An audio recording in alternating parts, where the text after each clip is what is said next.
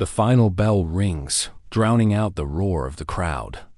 On the mat, under the blinding lights, a girl's arm is raised in victory. That girl is Emily Harris. Her opponent, bigger and stronger, can only bow her head in defeat. Emily is a storm, an unstoppable force, but this isn't the beginning of a legend. This is the end. Because of a promise to her mother, Emily is about to bury this past, move to the quiet town of Maplewood, and try to become invisible at Lincoln High. But in a school ruled by the law of the jungle, how long can a warrior pretend to be a lamb? And what happens when the wolves decide they've just found their easiest prey?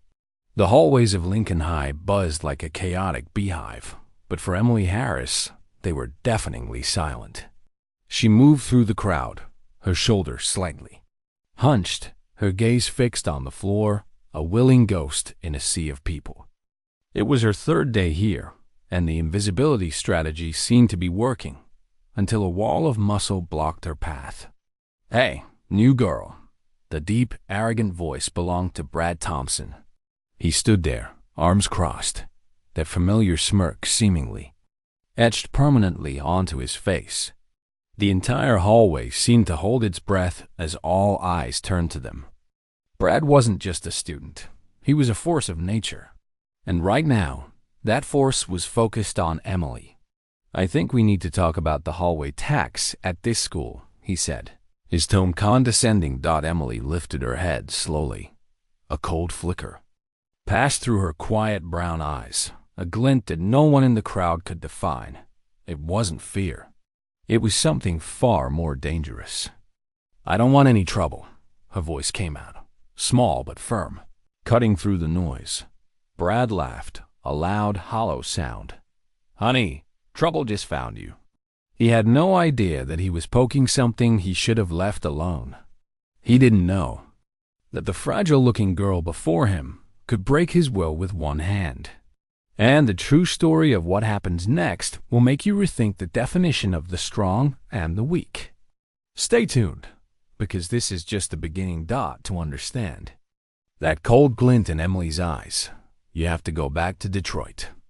There, Emily Harris wasn't a ghost. She was a storm. On the mats of one of the city's toughest MMA gyms, the 16-year-old girl was an underground legend. 4 years of brutal training had turned her slender body into a perfectly honed weapon. Her kicks were lightning fast, and her ground game grappling skills had made seasoned male fighters tap out in submission. But that was the old world. In Maplewood, her mother had begged for a different start. "I just want you to have a normal high school life, sweetie."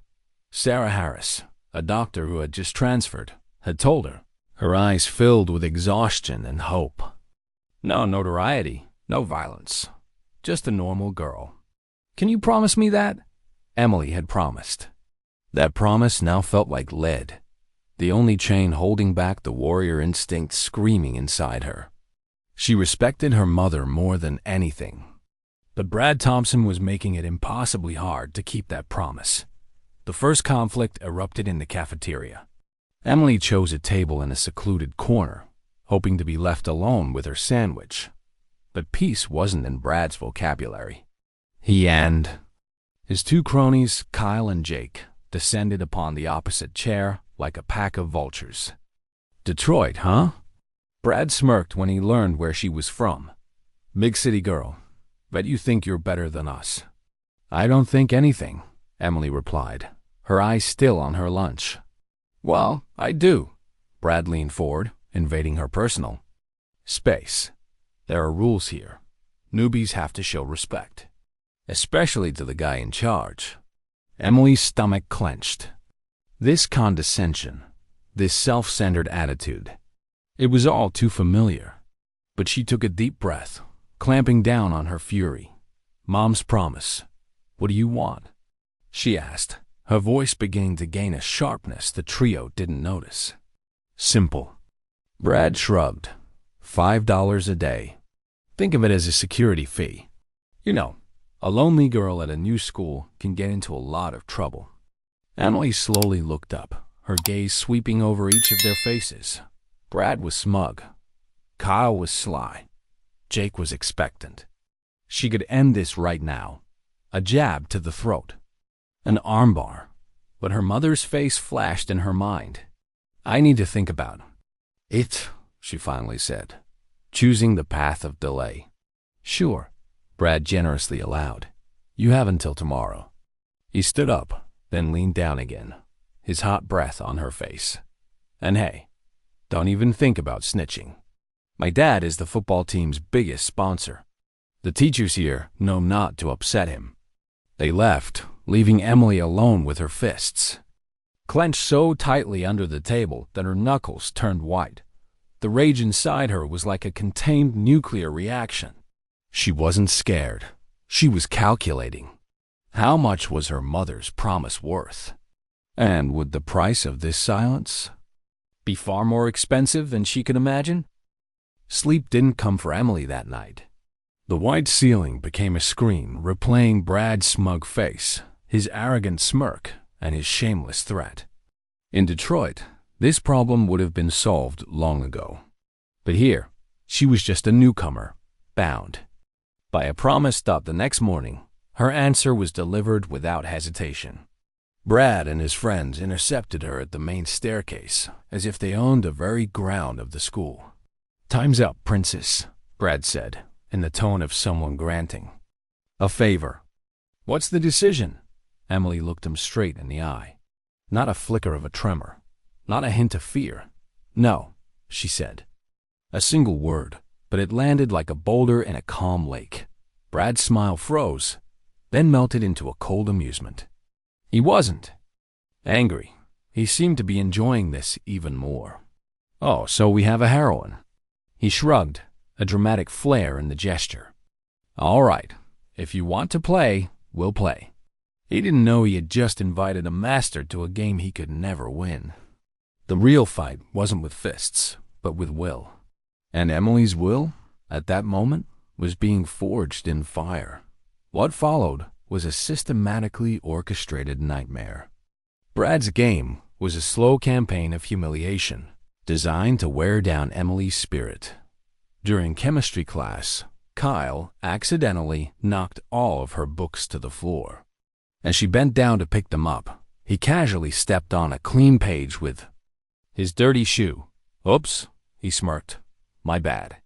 In the hallway between periods, Jake shoved her hard into the metal lockers. The impact sent a jolt of pain through her shoulder, but Emily just gritted her teeth and walked on, refusing to give them the satisfaction of a reaction.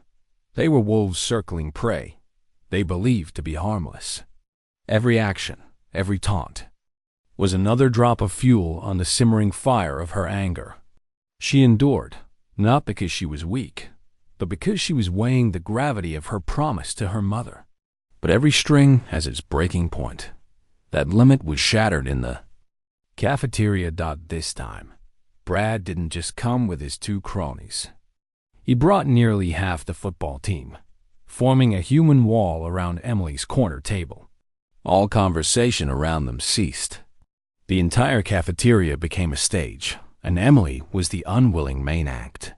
"I hear we have a newbie who doesn't want to respect our traditions," Brad said loudly, ensuring everyone could hear. "She thinks she's too special for our rules." He picked up her plate of food, hot soup.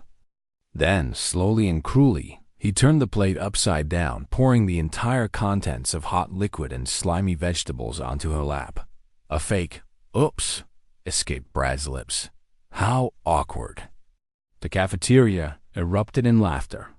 Someone even held up their phone to record it. Emily sat motionless. She felt the heat of the soup seeping through her jeans, the humiliation washing over her.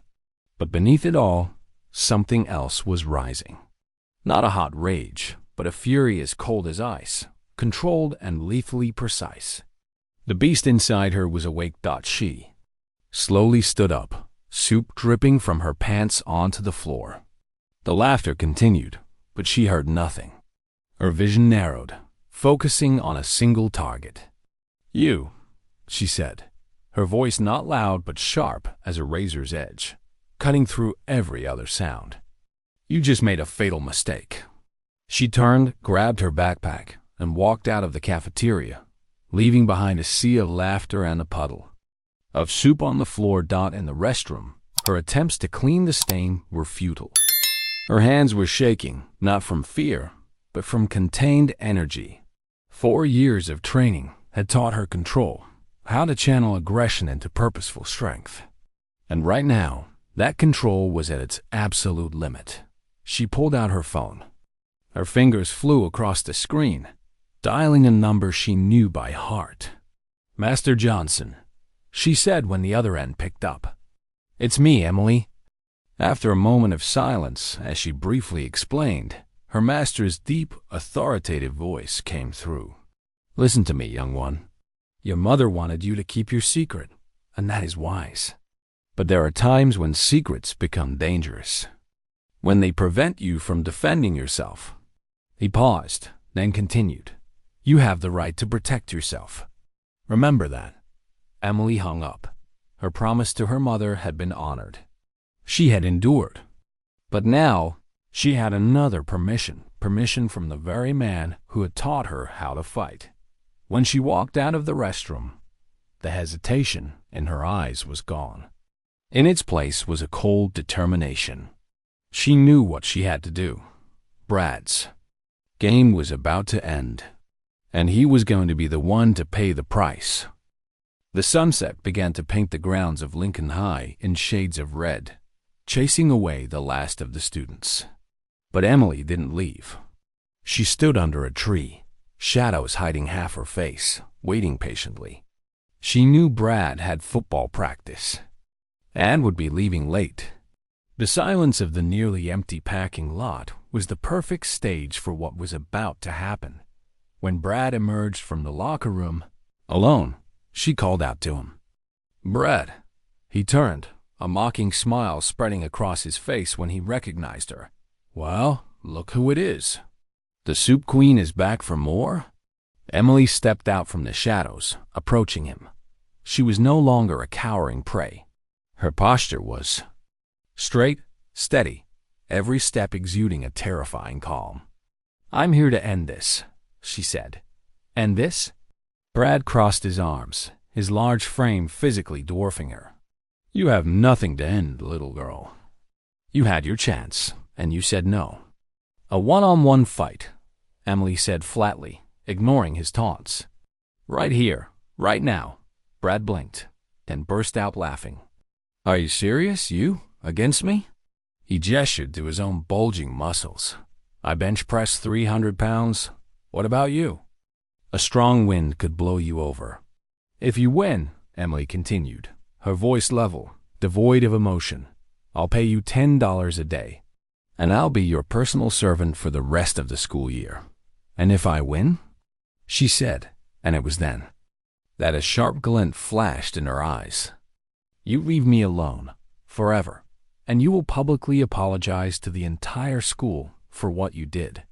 Arrogance and greed won out over Brad's caution. It was too good a deal to pass up. "Fine," he smirked. "Your funeral, no rules." "No rules." Emily agreed. They moved to the center of the empty lot. Brad took off his hoodie, showing off his strength. He wanted to intimidate her, to see her tremble. Emily simply placed her backpack on the ground. Brad wasted no time. He charged forward like a bull, a massive fist aimed straight for Emily's face. A blow that could have ended everything instantly. And then, Brad's reality shattered into a million pieces. Emily didn't step back. She didn't dodge. Instead, at the last possible moment, she made an almost imperceptible movement. A slight sidestep to the left, just enough for Brad's fist to whistle past the air beside her ear. At the same time, her right arm came up, not to block, but to parry and redirect the attack. The movement was too fast, too precise. Brad was off balance for a millisecond, and a millisecond was all Emily needed. Her left hand, the hidden weapon, shot out like a piston. Not a roundhouse, not a hook. It was a straight, concise strike, focusing the entire energy of 4 years of training into a single point. Brad's solar plexus thud. There was no loud noise, just a deep, solid sound. Emily's fist connected with Brad's chest. The air was driven from his lungs in a painful hiss. His diaphragm spasmed violently. He tried to inhale, but it was useless. A supreme panic seized him as his body refused to obey. Brad collapsed to his knees, clutching his chest, his face turning purple, gasping like a fish thrown onto dry land. The entire fight had lasted less than 30 seconds. Emily stood over him, perfectly calm, her breathing even, not a single drop of sweat. "Rule number 1, she said, her voice still quiet but now echoing like thunder in Brad's head. "Never underestimate your opponent? What the hell are you?" Brad finally managed to say between gasps. Emily squatted down, facing him. Now, though shorter, she was the one in the position of power. "Mixed martial arts," she said. "Michigan State Junior Champion. 23 fights, 21 wins." Brad's eyes widened in horror. The whole story clicked into place. "And you know what's interesting?"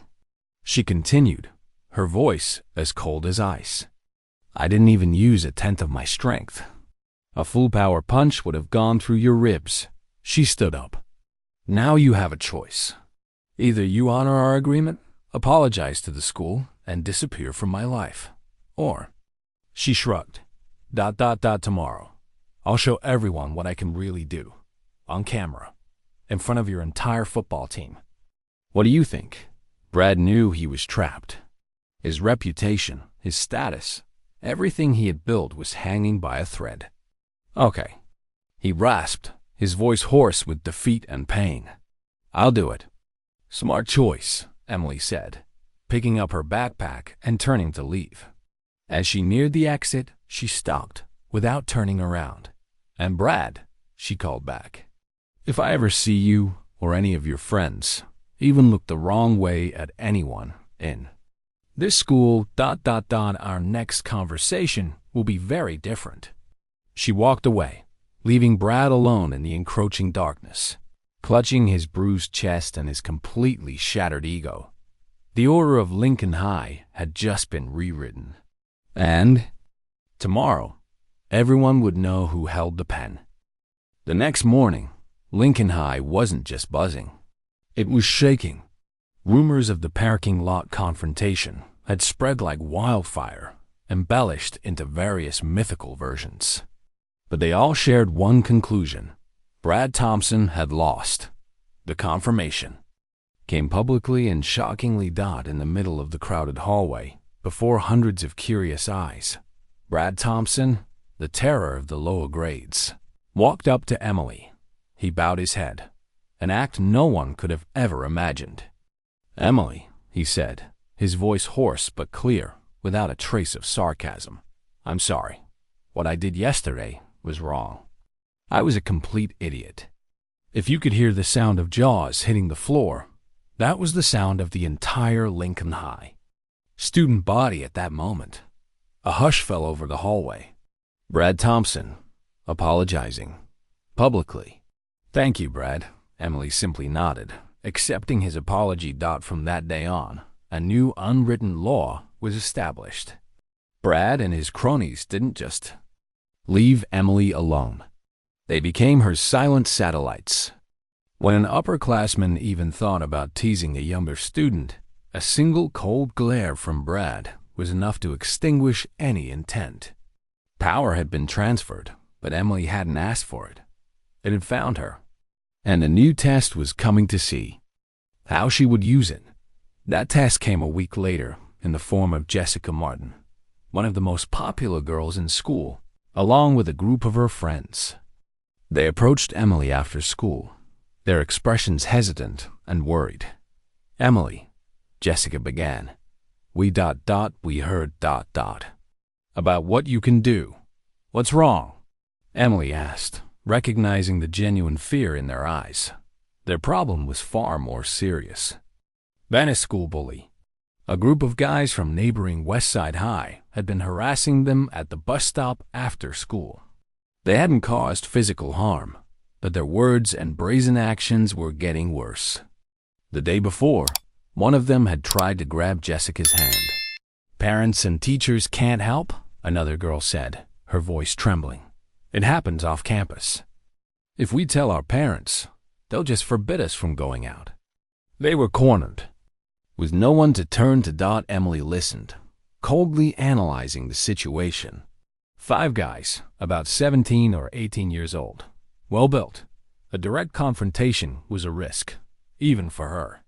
But then she looked at the desperate eyes of the girls before her. She saw herself years ago, a skinny, scared kid, wishing someone would stand up for her. "All right," she said. "The decision made. Today, you go to the bus stop as usual. I'll be there." "What? What are you going to do?" Jessica asked. Emily just looked at them, a discreet, mysterious smile playing on her lips. "We'll see." 3:45 p.m. Emily sat on a bench at the bus stop, pretending to read a book. In reality, she was observing everything, calculating angles, escape routes, and potential threats. Jessica's group arrived, standing a short distance away, exchanging nervous glances. And as predicted, the 5 West Side thugs appeared, led by a tall blonde with a tattoo on his neck named Travis. "Well, look who's here," Travis said loudly, heading straight for the girls. "Our favorite princesses." When he reached out to touch Jessica's face, Emily acted. "Excuse me," she said, stepping forward, her voice calm and polite. "Could you please move aside? The bus is coming." Travis turned, looking her up and down with contempt. "Who the hell are you? Get out of here." "I'm afraid I can't do that," Emily replied. "My friends don't want to talk to you." One of the guys smirked and stepped behind Emily, reaching to grab her shoulder. "This one's got guts. That was his mistake. Emily didn't even need to turn around. She shot her left elbow straight back, a short, dry, and brutally precise strike right into his solar plexus. The guy instantly doubled over, his face pale, and collapsed to the ground. Unable to breathe. It all happened in a flash. Before Travis could even process what had happened, Emily had turned to face him. Her eyes were no longer those of a high schoolgirl. They were the eyes of a predator. "You have 2 minutes to get out of here," she said, her voice a whisper that everyone could hear. "There won't be a second warning." "Are you crazy?" Travis roared, swinging a fist at her. He never completed the punch. Emily moved so fast she was almost a blur. One moment she was 2 meters away. The next, her fist had slammed into Travis's side. A punch to the liver made him seize up, and he immediately received a knee to the face. Crack! The sound of his nose breaking was sickeningly clear. Blood erupted. Travis fell backward, unconscious. The remaining 3 stood frozen in terror. Their invincible leader was lying on the pavement in a pool of his own blood. "Who's next?" Emily asked, turning to them. No one moved. "Good," she nodded. "Take your friends and leave. And if I see any of you near here again, our next conversation will be very different." As the terrified bullies scrambled to carry their friends away, Jessica and her group approached Emily, their eyes wide with awe and admiration. How? Did you do that?" Emily just shrugged. "It's a long story." That day, Emily didn't just solve a problem. She had just planted a seed of confidence and strength that was about to sprout throughout the entire school. Her reputation was no longer just that of someone to be feared. She had become a symbol. And people were starting to wonder, could they learn that strength too? The seed Emily planted at the bus stop sprouted faster than she could have imagined. The requests started coming, first as whispers, then as public pleas. "Can you teach us?" And so, the school's wrestling room became Emily's classroom after school. She didn't just teach moves. She taught a philosophy. The best fight is the one you avoid, she told the 20 students listening intently. But if you can't avoid it, strike first, strike hard, and finish it quickly. Her reputation reached its zenith when a major MMF federation held an exhibition event in town.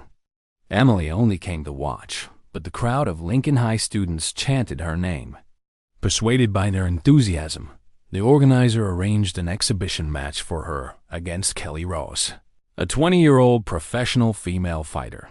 "Don't worry, kid," Kelly told her during warm-ups. "It's just for show." Emily nodded. This ring, this smell of sweat and leather, was her home. The match began. Kelly probed, throwing quick jabs. Emily effortlessly dodged or parried, defending perfectly. Thinking she was just a good defender, Kelly decided to accelerate, throwing. A flawless 3-strike combination, but Emily was ready. She dodged the 2 punches, and as Kelly's kick came, Emily caught her leg. A lightning-fast sweep. Kelly lost her balance and fell to the mat. Instantly, Emily followed, taking the fight to her specialty, the ground. A few skillful transitions, and Kelly was caught in an inescapable chokehold. She was forced to tap the mat, the signal of submission. The arena erupted. The Lincoln High students roared with disbelief and pride. The organizer, Mike Rothner, approached the ring, his face a mask of astonishment. "Kid, you have the makings of a major star. Get serious about this career." Emily looked at her classmates, saw her mother smiling proudly in the crowd. She turned to Rothner and said something that stunned him. "Thank you, sir. But for now, I just want to be a normal high school girl." She had rejected the path of a professional warrior because she realized her real fight wasn't in a ring under bright lights. It was right here, in this school. That battle returned in a way no one expected. A few months later, news spread. Travis Miller, the leader of the West Side group, had been arrested for assaulting another girl. This time, he had gone too far. It validated Emily's actions. She had stopped a dangerous person. But then, a twist arrived. Travis's wealthy family hired the best lawyers, and their strategy was to turn the hero into the villain. They filed a countersuit against Emily, alleging that her unprovoked and brutal attack at the bus stop had caused him psychological trauma, leading to his subsequent aggressive behavior. The media seized the story. Emily went from a local hero to the center of a national debate. Self-defense hero or violent vigilante? One newspaper headline blared. Her house was besieged by reporters. Her mother lost sleep with worry. "Maybe we should move, sweetie?" She suggested one stressful evening. Emily took her mother's hand, her gaze firm. "No, Mom, I'm not running. I did nothing wrong. The truth will protect us." On the day of the trial, the courtroom was packed. The entire Lincoln High community, students, teachers, parents, was there to support her. Travis's lawyer began with an emotional speech, painting a picture of an innocent teenager attacked by a violent, trained fighter. But when the witnesses began to speak, that picture started to crack. Jessica and the other girls bravely recounted the truth of their weeks-long harassment. Their testimony was solid, unshakable, but the climax came when Emily herself took the stand. Travis's lawyer tried to corner her with sharp questions. "Ms. Harris, you admit to striking my client, breaking his nose?" "Yes, I admit to using force to stop him from assaulting my friend," Emily replied calmly. "You are trained to injure. You could have just run away. Why did you choose violence?" Emily looked straight at the lawyer, then toward the jury. Her voice rang out clearly in the silent courtroom. "Run away?" she asked in return. "And what were those girls supposed to do? Run away too? For how long?" At some point, someone has to stand up and say, "Enough. That day, that person was me. I stopped your client. And if I had to go back, I would do it again." A hush fell over the room, then broke into spontaneous applause before the judge could bang his gavel for order. The jury only took 20 minutes to deliberate. On all counts, the foreman read the verdict. Not guilty. The courtroom erupted in joy. Emily hugged her mother, who was crying with relief and pride. She had won. Not with her fists, but with truth and courage. The trial was over, but it had changed Emily forever. She had been tested by fire, not just on the street, but before the law, and she had triumphed. The validation from her community and the legal system solidified her purpose. She was no longer a reluctant protector. She had become a symbol of justice, and now she knew exactly what she had to do with her strength and her reputation. The trial was over, but its echoes remained. Emily had become an icon, but every icon has two sides: admiration and resentment. One evening, as she was walking home from practice, a large man, reeking of alcohol, blocked her path. "Are you the one who ruined my son?" he growled. Emily knew immediately. It was Travis Miller's father. His eyes were red with anger and grief. "Your son chose his own path," Emily said, cautiously backing toward a lighted area. "He was a good boy until he met you." He yelled and lunged, his hands reaching to grab her. Emily wasn't scared. She was trained for moments like this. She sidestepped his clumsy grab, and instead of a devastating strike, she performed a simple move, a hard shove to the chest, using his own momentum against him. The man stumbled backward. As he tried to get up to charge again, a precise kick to his knee sent him collapsing. Emily didn't add another blow. She pulled out her phone and called the police. Her every action was recorded by a nearby store's security camera. This was the final test of her self-control. She proved that her strength wasn't for punishment, but purely for defense and de-escalation. The incident was quickly closed, and Travis's father faced assault charges in her senior year. Emily was elected student council president. She didn't use the position for prestige, but to build a legacy. She established an honor council, a system for resolving student conflicts based on reconciliation, not punishment. "The goal isn't to punish the offender," she explained, "but to help them understand and change." On graduation day, Emily stood on the stage, not as a fighter, but as a leader. She looked out at the familiar faces and began her speech. 4 years ago, I came to this school as a scared girl who just wanted to be invisible, she began. I thought that if I was quiet, trouble would leave me alone. But life taught me that we can't run from our challenges. They will find us. And when they do, we have a choice: to give up or to fight. She paused, looking around the auditorium. I chose to fight. Not because I love violence, but because there were people around me who needed protection. And I realized the truth. When you stand up for others, you don't just change their lives. You change your own. Today, we all go on our separate paths. But remember this, her voice rang out with strength. Wherever you are, never be afraid to be yourself. Don't hide your talents. The world needs people who dare to stand up for what's right, who dare to protect what's good. Every one of us can be a hero. We just need to be brave enough to take the first step. The entire auditorium gave her a standing ovation. After the ceremony, Brad Thompson, now a mature and thoughtful young man, approached her. He was heading to college to become a social worker. Emily, he said, thank you. Not just for not breaking my nose that day, he chuckled weakly, but for showing me a different path. If it weren't for that lesson, I might have become a completely different person.